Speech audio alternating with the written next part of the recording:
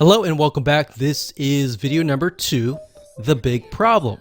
So we briefly touched base on this, but I'm going to dive a lot deeper in this particular video. You see, the biggest problem is not getting your site set up to sell, but rather getting your students to consume your course. Here's a big quick fact. Did you know that most students consume less than 10% of a course?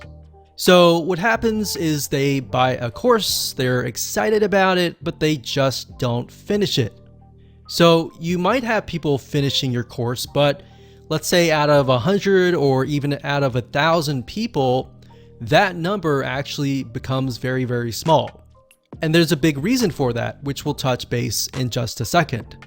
So the goal here, as you can imagine, is not only to set up your online course onto your WordPress site and set it up so that you can start selling it, but also to get your students excited to go through your course. And here's why.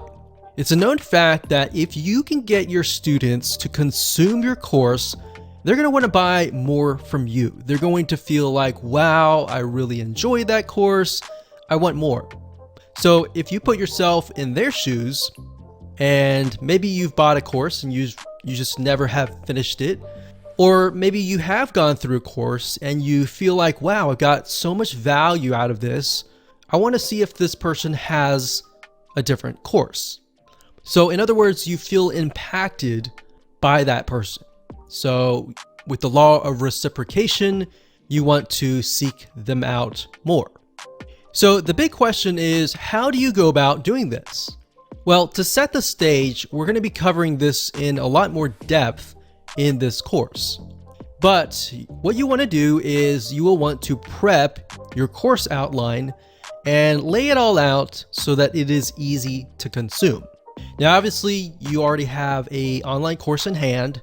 What we're doing here is we are basically going to break things down so that you can see, okay, the first thing, this is what they see this video afterwards, or maybe in between these videos, we could add something else that's highly engaging and things like that. So it's not necessarily that you are having to re-edit your course.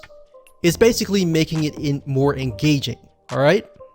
And it'll make more sense in just a second. So in other words, you want to make sure that your experience is as easy as possible. You want to add engagement through quizzes, through forums, or a comment section. You also want to gamify, or in other words, make the course fun. So you can go all out. You can even use a system like Wordpress.com and integrate it into certain WordPress plugins. And you can do things like, okay, somebody gets points when they log in, they get points when they do certain things within the course, and maybe they can rack up those points and use that points to buy other things. So as you can imagine, even as adults, if you gamify things, it increases the chance of somebody actually consuming your course. All right, so now that you have a general overview of the big problem, kind of what we need to do, what we're going to do now is we're going to talk about the experience. So how can we increase that consumption rate through the experience?